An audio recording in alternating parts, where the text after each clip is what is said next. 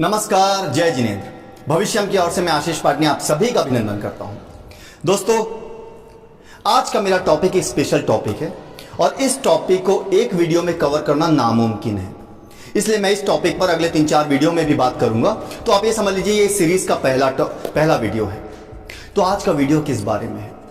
आज का वीडियो है ऊर्जा के बारे में। This video is about energy. क्या होती है ऊर्जा? ऊर्जा हमें किस प्रकार से प्रभावित करती है? क्या ऊर्जा के बिना जीना नामुमकिन है? जी हां दोस्तों, ऊर्जा के बिना जीना नामुमकिन है। ऊर्जा के बिना जीवन नामुमकिन है। ऊर्जा के बिना सृष्टि नामुमकिन है। ऊर्जा है तो खुशियां हैं, ऊर्जा है तो तरक्की है, ऊर्जा है तो मानसिक स्थिरता है, ऊर्जा है तो ग्रोथ है, ऊर्जा है तो लक्ष्मी है, ऊर्जा है तो सरस्वती है, ऊर्जा है तो प्रेम है, ऊर्जा है तो घर के आपसी सदस्यों में तालमेल है, ऊर्जा है तो हमारा आभामंडल है, ऊर्जा है तो सब कुछ है। तो दोस्तों, ऊर्जा है क्या आखिर? ध्यान से सुनिएगा कुछ पंक्तियों को। कणशः ऊर्जा क्षणशः ऊर्जा, अर्थात हर कण में ऊर्जा होती है, हर क्षण में ऊर्जा होती है। सूर्यम ऊर्जा चंद्रम ऊर्जा, सूर्य जो दिवस का कारक होती है उसमें भी ऊर्जा होती है। चंद्रमा जो शीतलता का कारक होता है उसमें भी ऊर्जा होती है।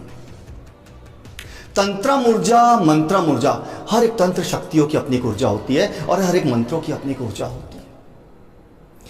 अंतर ऊर्जा बाह्य ऊर्जा, अर्थात हमारा आभामंडल हमारी ऊर्जा होती है और ये वायुमंडल हमारी बाह्य ऊर्जा होती है। मनशः ऊर्जा तनशः ऊर्जा, अर्थात हमारे मन की अपनी ऊर्जा होती है और हमारे तन अर्थात शरीर की एक ऊर्जा होती है। वास्तु ऊर्जा कुंडली ऊर्जा, अर्थात हर एक वास्तु में ऊर्जा छिपी होती है, हर एक कुंडली में ऊर्जा छिपी होती है। जागृत ऊर्जा सुप्तम ऊर्जा, अर्थात जो ऊर्जा जागृत होती है वो जागृत ऊर्जा और जो ऊर्जा सोई रहती है उसे सुप्तम ऊर्जा कहा जाता है। दृष्टि ऊर्जा सृष्टि ऊर्जा, अर्थात हमारे दृष्टि में ऊर्जा होती है इसलिए हम सृष्टि को देख पाते हैं और सृष्टि में एक ऊर्जा छिपी होती है जिससे वो हमारा पालन पोषण करता है। तामस ऊर्जा साधक ऊर्जा, अर्थात अंधेरे की ऊर्जा और साधना की ऊर्जा। ऊर्जा द्विरूपम भेदन, अर्थात ऊर्जा भले भांति भांति के सोर्स से हमें मिले, भांति भांति के अणु कण और परमाणु से हमें मिले, लेकिन ऊर्जा का सिर्फ 2 रूप होता है और वो रूप है शत्रुम ऊर्जा मित्रम ऊर्जा, अर्थात शत्रुवत ऊर्जा और मित्रवत ऊर्जा, अर्थात सकारात्मक ऊर्जा नकारात्मक ऊर्जा। तो दोस्तों, ऊर्जा के अंततः 2 रूप होते हैं, ध्यान रखिएगा। पहला सकारात्मक ऊर्जा, दूसरी नकारात्मक ऊर्जा। हम कैसे इन सब ऊर्जा को सकारात्मक बनाएं? हम कैसे इन सब चीजों से प्राप्त ऊर्जा को हमारे शरीर के अंदर, हमारे वायुमंडल में, हमारे आभामंडल में प्रवेश करवाएं? कैसे हम निगेटिव ऊर्जा से मुक्ति पाएं? कैसे हम सकारात्मक ऊर्जा का दायरा बढ़ाएं? मैं आपको कुछ ऐसे उपाय बताऊंगा जिन उपायों के द्वारा आप ऊर्जा को आमंत्रित कर सकते हैं, जिन उपायों के द्वारा आप नकारात्मक ऊर्जा को सकारात्मक बना सकते हैं, जिन उपायों के द्वारा जीवन में, घर में, कार्यस्थल में, उद्योग में, व्यापार में आप सकारात्मकता का प्रवेश, पॉजिटिव एनर्जी का प्रवेश करवा सकते हो, ब्लेसिंग्स का प्रवेश करवा सकते हो। दोस्तों, आजकल नॉर्मली सभी घर वास्तु सम्मत बनते हैं। बताते हैं इसका प्लेसमेंट ऐसा ऐसा होना चाहिए, मुख्य द्वार ऐसा होना चाहिए, मुख्य द्वार की दिशा ऐसी होना चाहिए, तो ये सब वो करवाते हैं। That is called vastu. ऊर्जा बताती है कि मुख्य द्वार के आगे चप्पल नहीं खोलना है, नहीं तो मैं नकारात्मक ऊर्जा में बदल जाऊंगा। वास्तु बताता है कि इस दिशा में आपके टॉयलेट बाथरूम होने चाहिए। ऊर्जा कहती है टॉयलेट और बाथरूम को एक साथ यदि तू रखता है तो वहां के सकारात्मक ऊर्जा को मैं नकारात्मक में बदल दूंगी। तो दोस्तों, सिर्फ यदि किसी घर का वास्तु हुआ, यदि कोई घर वास्तु सम्मत है, वास्तु के नियमों और सिद्धांतों के अनुसार बना है, इसका अर्थ यह नहीं होता कि वो घर सकारात्मक ऊर्जा से परिपूर्ण है। सकारात्मक ऊर्जा को इनवाइट करना पड़ता है। सकारात्मक ऊर्जा, एक सिंपल सा एग्जांपल है, यदि आपके पास 100 रुपए हैं और आपने उस 100 रुपए में से 50 रुपए खर्चा कर दिए, तो बचा हुआ 50 रुपए क्या हुआ? सेविंग, बचत, राइट? लेकिन यदि भगवान ने आपको 100 रुपए की एनर्जी के साथ भेजा है और आपने उसमें से सिर्फ 50 रुपए की एनर्जी खर्च करी है, तो बची हुई 50 रुपए की एनर्जी का क्या होगा? वो बचत होगी? नहीं। वो एनर्जी नकारात्मक एनर्जी में तब्दील हो जाती है। That energy converts into negative energy, क्योंकि ईश्वर बोलता है कि मैंने तुझे जिस एनर्जी के साथ, जिस क्वांटम के साथ एनर्जी देकर भेजा है, तू जिस एनर्जी का प्रयोग करता है, अन्यथा बची हुई एनर्जी नकारात्मक ऊर्जा में तब्दील हो जाती है। और उस नकारात्मक ऊर्जा के कारण हम तनाव में रहते हैं, हम स्ट्रेस में रहते हैं, हम एंग्जाइटी में रहते हैं, हम नाखुश रहते हैं, हमारे आसपास हमें कुछ चीज अच्छी नहीं लगती, हमें खालीपन लगता है, सब कुछ होने के बावजूद। और आज की समस्या यही है दोस्तों, विशेषकर महिलाओं के साथ सबसे बड़ी समस्या यह है कि उनमें बहुत सारी ऊर्जा है, लेकिन अपनी ऊर्जा का प्रयोग नहीं कर रहे हैं। तो जो ऊर्जा उनकी बच जाती है, जिस ऊर्जा का प्रयोग नहीं कर पाते, वो नेगेटिव ऊर्जा में बदल जाती है। और नेगेटिव ऊर्जा का उनके स्वास्थ्य पर, उनके दिमाग पर, उनके मस्तिष्क पर, उनके व्यवहार पर, उनके दिल पर, उनके आभा मंडल पर बहुत विपरीत प्रभाव पड़ता है। आइए देखते हैं वो क्या क्या उपाय है। सबसे पहला उपाय, घर का ऐसी कौन सी जगह है जहां पर एक ही पोस्चर में एक बार में आप बहुत बहुत घंटे व्यतीत करते हो। जी हां दोस्तों, वो जगह है आपका बिस्तर।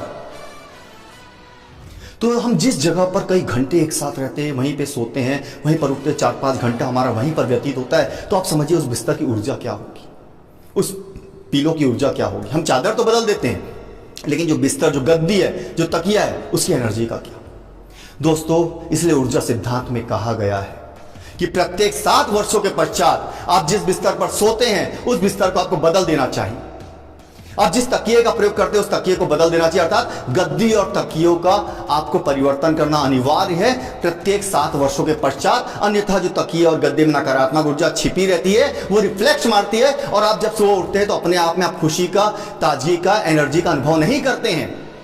आप उसी तनाव के साथ उठते हैं जिस तनाव के साथ आप सोए थे।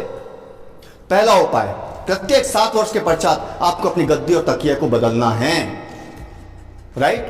पॉइंट नंबर 2, आजकल हमारे किचन में हर चीज गैस और माइक्रोवेव यही सबसे चलित होती है। अर्थात जो अग्नि भी चलेगी वो गैस की अग्नि जलती है। दोस्तों, ऊर्जा सिद्धांत कहता है कि आपके किचन में दिन में कम से कम एक बार रुई, तेल या घी वाली अग्नि जलनी चाहिए। अर्थात दिन में एक बार तो एक दीपक जलना चाहिए, क्योंकि अग्नि देवता का प्रतीक होता है। यदि किचन में आपकी अग्नि नहीं जल रही है दीपक के रूप में, तो आप ये समझ लीजिए आप अग्नि देवता को रुष्ट कर रहे हैं, आप अग्नि देवता को नाराज कर रहे हैं। इसी पॉइंट को मैं और थोड़ा सा एक्सटेंड करता हूं। चूंकि आजकल घरों में मटकियां कम होती है और मौसम के हिसाब से मटकियां होती है, लेकिन प्रत्येक परिवार को अपने किचन में भले छोटी सी मटकी मिट्टी की रखनी चाहिए। उस मिट्टी को भर के रखनी चाहिए पानी से। भले उस पानी का प्रयोग करे ना करे, अगले दिन उस पानी को किसी पौधे को डाल दे, लेकिन हर दिन आपको उस मटकी में पानी भरना है, पानी बदलना है।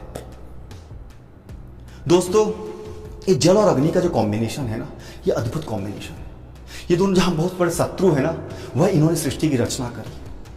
तो हमारा किचन जहां पर हम दीपक जलाते नहीं, हर चीज गैस से जलती है, मतलब अग्नि देवता को रुष्ट करते हैं। हम मिट्टी के घड़े में पानी नहीं रखते, अर्थात हम जल देवता को रुष्ट करते हैं। तो हमारे किचन का वास्तु भले ही कितना भी ठीक क्यों ना हो, लेकिन किचन की ऊर्जा नेगेटिव बन जाती है। तो दोस्तों, ध्यान रखना है, घर में, आपके किचन में एक दीपक तेल या घी का जलना चाहिए, और एक छोटी सी भले मटकी हो या बड़ी मटकी हो, आपकी मर्जी है, उस मटकी में पानी भरा होना चाहिए। तो उस किचन की ऊर्जा आपके अनुकूल रहेगी। और यदि किचन की ऊर्जा अनुकूल हुई, तो उस किचन में जो जो चीजें बनती है वो आपके परिवार के सभी सदस्यों के शरीर में लगती है, और उन सदस्यों के शरीर में ऊर्जा का संचार करती है। क्योंकि वास्तुशास्त्र भी कहता है कि हमारे घर में सबसे महत्वपूर्ण 2 जगह होती है, एक ईशान कोण, एक किचन। यदि ये दोनों जगह वास्तु सम्मत हो गई, यदि ये दोनों जगह में ऊर्जा का भरपूर प्रवाह हो गया, हमारे घर की आधी से अधिक समस्या अपने आप सॉल्व हो जाती। चलिए नेक्स्ट पॉइंट पे आते हैं। चूंकि अभी वर्तमान समय बहुत नकारात्मक चल रहा है, सभी के व्यवसाय, उनके कार्य, उनके उद्योग पर एक विपरीत प्रकृति का प्रभाव पड़ रहा है। तो हम प्रकृति को नियंत्रित नहीं कर सकते, लेकिन हम अपनी ऊर्जा को तो नियंत्रित कर सकते हैं। राइट। हम बारिश को नहीं रोक सकते, लेकिन हम अपने लिए अम्ब्रेला ले सकते हैं। मैं आपको बताता हूं कि आपको अपने व्यवसाय की ग्रोथ कैसे करनी, सामान्य ऊर्जा के उपाय से। जब भी आप अपने फैक्ट्री में, अपने कार्यालय में, अपने ऑफिस में, अपने कार्यस्थल में जाए, आपको उसकी मुख्य मुख्य जगहों पर 7 बार घंटी बजानी। आप एक पीतल की, ब्रास की, जो भी आप घंटी खरीदना चाहे आप खरीद लीजिए, बस आपको 7 बार उस घंटी की ध्वनि करनी है। चाहे आपका गल्ला हो, आपका लॉकर हो, आपके बैठने की जगह हो, आपके कार्यालय का पूजा स्थल हो, आपके कार्यालय की पेंट्री हो, और आपके कार्यालय का मुख्य द्वार हो, जहां से ऊर्जा और ग्राहक एक साथ प्रवेश करते हैं। आपको उन सभी जगह एक घंटे की 7 बार की ध्वनि करनी चाहिए। घंटे की ध्वनि ऊर्जा के कारण वहां जो जो नेगेटिव एनर्जी रहती है वो टूट जाती है, बिखर जाती है, क्षणभंगुर हो जाती है। राइट, नेक्स्ट पॉइंट पे आते हैं। वर्तमान समय में हम सभी को मेडिकल समस्याओं से गुजरना पड़ रहा है। हर कोई मेडिकली बहुत ज्यादा इनसिक्योर फील कर रहा है। इसका एक बहुत छोटा सा ऊर्जा का उपाय बताता हूं मैं आपको। आपके घर में आप कोई भी पौधा जिसे आप पसंद करते हैं, आप उस पौधे को लगाएं। कोशिश कीजिए कि रोज उसमें पानी दें। यदि फिर भी आप रोज पानी नहीं दे पाते तो एक कार्य आपको अवश्य करना है कि प्रत्येक पूर्णिमा को आपको लगभग 100 ml कच्चा दूध उस गमले में डालना है, उस पौधे में डालना है। दोस्तों, प्रकृति को अपना मित्र बना लो। प्रकृति को भी थोड़े अपने संसाधन अर्पित कर। कहते हैं प्रकृति यदि मित्र बन गई तो आपको प्रकृति में इतने, आपके उस पौधे में, प्रकृति में, गमले में इतने आपके अदृश्य देवी देवता छिपे होते हैं, उनकी ब्लेसिंग्स आपको मिलती है क्योंकि आपने उनका ख्याल रखा तो वो आपका ख्याल रखते हैं। वो आपको हमेशा मेडिकल फिट रखने की कोशिश करते हैं। दोस्तों, हमें इन अदृश्य शक्ति और मंत्रों पर विश्वास करना आना चाहिए। कि कहा जाता है कि आप जब भी भ्रमण भी करते हो तो आप अकेले नहीं चलते हो, आपके साथ शक्तियां भ्रमण करती है। वो शक्तियां तो देव शक्ति होती है, असुर शक्ति होती है, या तामसिक शक्ति होती है, साधक शक्ति होती है। तो हर जगह शक्ति होती है, हर कणु में शक्ति होती है। तो पौधों की शक्ति को प्राकृतिक शक्ति कहा जाता है। प्राकृतिक शक्तियां ही कारण है हमारे स्वास्थ्य का, हमारे अच्छे स्वास्थ्य का, हमारे बुरे स्वास्थ्य का। तो ध्यान रखिएगा, घर के किसी पौधे में या कार्यालय के किसी पौधे में प्रत्येक पूर्णिमा को आपको लगभग 100 ml का कच्चा दूध गाय का हो सकता है, भैंस का हो सकता है, उससे कोई फर्क नहीं पड़ता, कच्चा दूध आपको अर्पित करना है, उस गमले में डालना है। ये काम आप स्वयं करें तो बहुत बेहतर होगा। राइट, नेक्स्ट पॉइंट पे आते हैं। दोस्तों, आप जानते हैं स्वास्थ्य की महिमा। जितने भी हमारे धर्म के सिंबल्स रहते हैं, धर्म के रिचुअल्स, चिन्ह रहते हैं, उन सब में सबसे ज्यादा महत्व स्वास्तिक को क्यों दिया जाता है?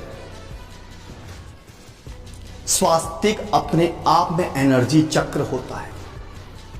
स्वास्तिक सभी प्रकार की दिशाओं की एनर्जी को अपने अंदर भरता है, उसको फिल्टर करता है और नेगेटिव एनर्जी को बाहर थ्रो कर देता है, ताकि जहां पर स्वास्तिक लगा उसके आसपास का पूरा एनवायरनमेंट, पूरा वायुमंडल पॉजिटिव एनर्जी से भर जाए। इसलिए स्वास्तिक एक चक्र के जैसा होता है जिसकी सभी दिशाएं खुली रहती है। तो हमें क्या करना चाहिए कि उस स्वास्थ्य की ऊर्जा हमें प्राप्त हो। हमारे घर की ऊर्जा, जैसे कहते हैं कि रुका हुआ पानी सड़ जाता है, वैसे रुकी हुई एनर्जी, चाहे सकारात्मक हो या नकारात्मक हो, धीरे धीरे वो खराब हो जाती है, धीरे धीरे हमारे ऊपर नेगेटिव इंपैक्ट डालने लगती है। तो दोस्तों, आप कोशिश करें घर में प्रतिदिन एक छोटा सा केसर या चंदन का स्वास्तिक कहीं पर भी अवश्य बनाएं। वो चाहे किचन का दरवाजा हो सकता है, आपके नॉर्थ ईस्ट का दरवाजा हो सकता है, आपके बच्चों की स्टडी टेबल हो सकती है, कुछ भी हो सकता है। में केसर या चंदन का एक स्वास्तिक अपने हाथों से आपको अवश्य बनाना है। और यदि प्रत्येक व्यक्ति अपने वहाँ पे नियम भी ले ले कि मैं हफ्ते में एक दिन अपने कार्यालय या जो भी आपका उद्योग स्थल है, आपका बिजनेस प्लेस है, आपका ऑफिस है, वहाँ पर भी यदि वो एक स्वास्तिक बनाता है केसर चंदन से, उसके अभूतपूर्व परिणाम प्राप्त होते हैं। वो एनर्जी, स्वास्तिक एनर्जी आपके वहाँ की एनर्जी को पूरी रिफाइन कर देती है। हमारे बिजनेस में जो बहुत से लॉस होते हैं, हमारा पैसा डूबता है, हमारे पास ग्राहक नहीं आते, ग्राहक रिपीट नहीं होते हैं, या कह लीजिए ग्राहक नाखुश होकर जाते हैं, या हम समय पर डिलीवरी नहीं कर पाते, हमें सही समय पर ऑर्डर नहीं मिलते, हमारा पैसा, हमारा लोन सैंक्शन नहीं होता, बहुत सारी प्रॉब्लम्स बिजनेस की रहती है। वो इस प्रॉब्लम में ये छोटा सा केसर या चंदन का स्वास्तिक एक रामबाण का कार्य करता है। इस रामबाण का प्रयोग अवश्य करें, घर में करें, अपने कार्यस्थल में करें। तो दोस्तों, ऊर्जा सीरीज के पहले वीडियो में मैंने आपको जो उपाय बताया, उन उपायों का पालन करने की कोशिश कीजिए। कोई भी उपाय में कोई खर्च नहीं है, सारे उपाय आपके घर के अंदर के उपाय, सारे उपाय ऐसे उपाय हैं जिनके द्वारा आप अपने घर की एनर्जी को हार्मोनाइज कर सकते हैं। चाहे आपका घर वास्तु सम्मत हो ना हो, चाहे आपकी कुंडली में कितने भी दोषा हो, चाहे आपसे कोई भी गलती क्यों ना हो गई हो, लेकिन जब आप ऊर्जा का संतुलन बनाते हैं, जब आप ऊर्जा को सही तरीके से प्रयोग करते हैं, तो सारी नेगेटिविटी धीरे धीरे टूटती है और फिर हम अपने आप में खुश रहते हैं। हमारे आसपास समृद्धि रहती है, परिवार में खुशियां रहती है, परिवार में मेलजोल बढ़ता है, विवाद खत्म होते हैं, परिवार एक दूसरे के लिए कुछ करने की सोचता है, आपके ऑफिस के स्टाफ आपके साथ बने रहते हैं, लॉयल बनते हैं, आपका बिजनेस बहुत ग्रो करता है। तो दोस्तों, इन छोटे छोटे उपायों से आप ऊर्जा को अपने फेवर में कर सकते हैं। इन छोटे छोटे उपायों से आप ऊर्जा का वेलकम कर सकते हैं। तो दोस्तों, आज के लिए इतना ही। मैं अगली सीरीज में ऊर्जा के नेक्स्ट वीडियो के साथ हाजिर होऊंगा। तब तक के लिए धन्यवाद।